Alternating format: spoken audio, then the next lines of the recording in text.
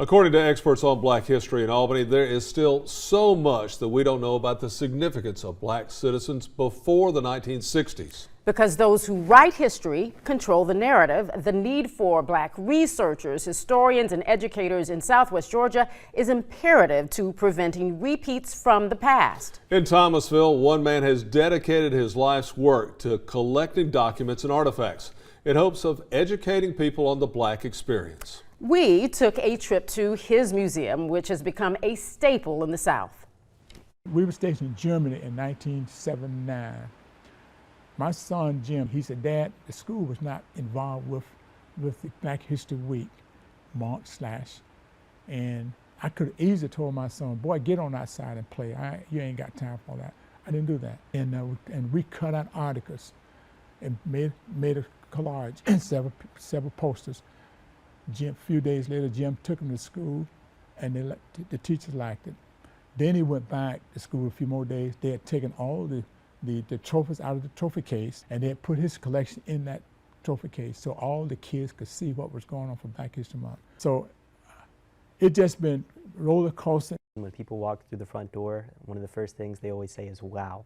They don't realize, first off, how big the museum is, and they don't realize the extent of the museum as well. So what you see when you walk through this, through our front door is a museum like no other. You can feel the warmth, the passion, and love that Mr. Hadley put in collecting all the pieces that we have here in the museum. The whole collection is spread over 3 gallery spaces. Our first gallery that really focuses on more national topics. So we have scientists and inventors, military history, civil rights. We do have a section in our first gallery for African history and slavery. I can tell my history, but a lot of people don't want to talk about their history. They don't want to talk about what happened.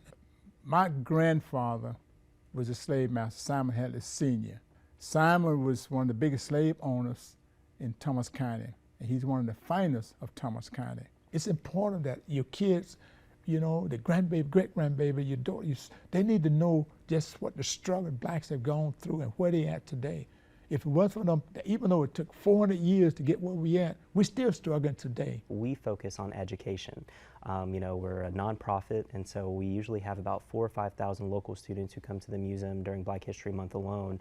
And so making sure that we can tell the stories of local, regional, state, and the national African American achievers, but then also telling an authentic experience is something that is so important right here in the museum. When you have kids come to you and say, "Thank you, hug me, can I hug you?" That's why I'm here.